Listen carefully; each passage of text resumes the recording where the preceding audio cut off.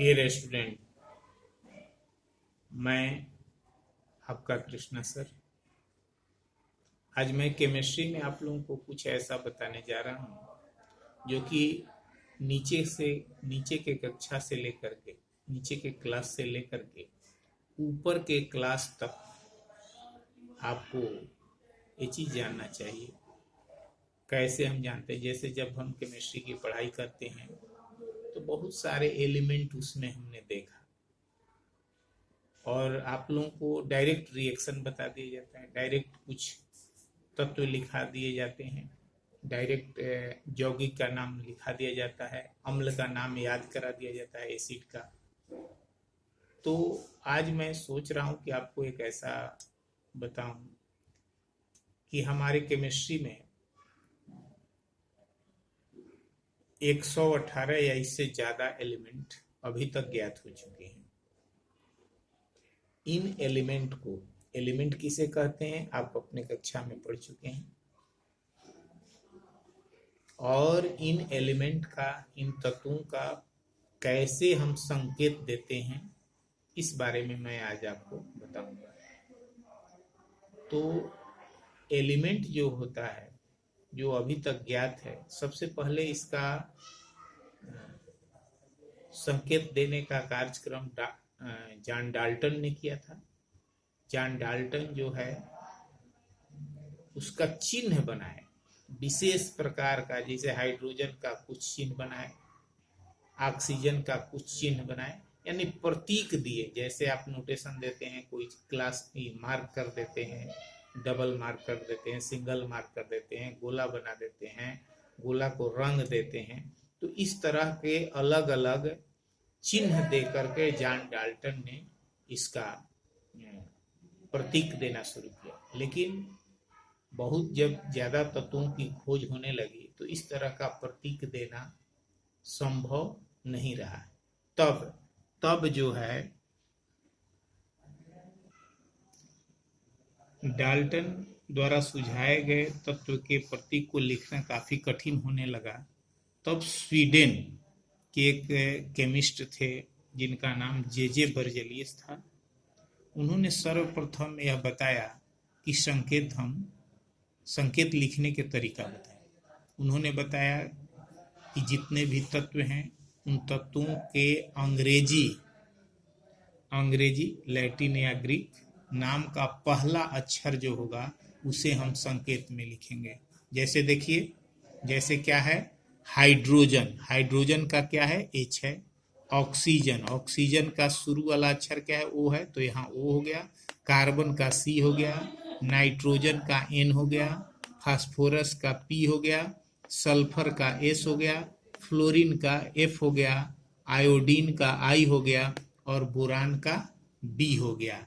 लेकिन हम जानते हैं कि इंग्लिश अल्फाबेट में केवल 26 अल्फाबेट होते हैं।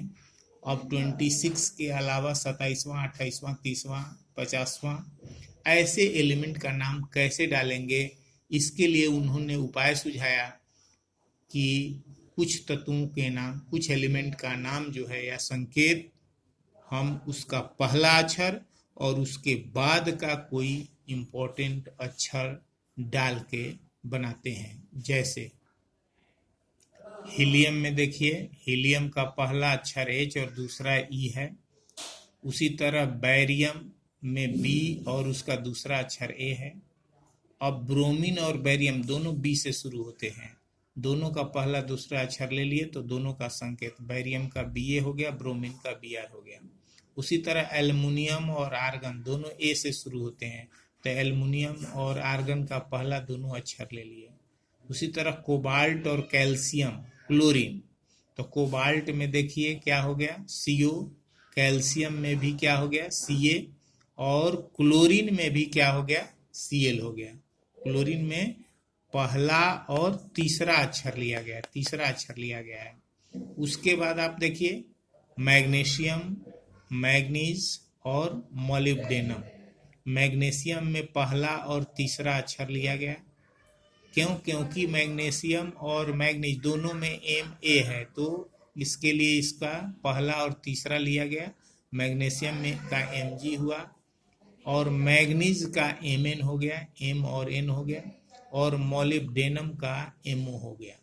यह रहा आपका दूसरा प्रकार। अब एक और प्रकार है जिसको हम कहते हैं कि यह प्रकार जो है उनके लैटिन नामों के आधार पर दिए जाते हैं।